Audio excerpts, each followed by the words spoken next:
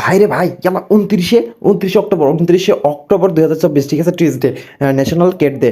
আপনারা যারা এখনও টেলিগ্রামে কেট মাইনিং এখনও যারা কাজ করা শুরু করেন নাই, অলরেডি কাজ শুরু করে দেন, ঠিক আছে। এটা লিস্টিং হওয়ার খুব তাড়াতাড়ি লিস্ট হয়ে যাবে। এটা confirm date national cat day, এইটাতেই সেদিন লিস্টিং করবে ওনারা।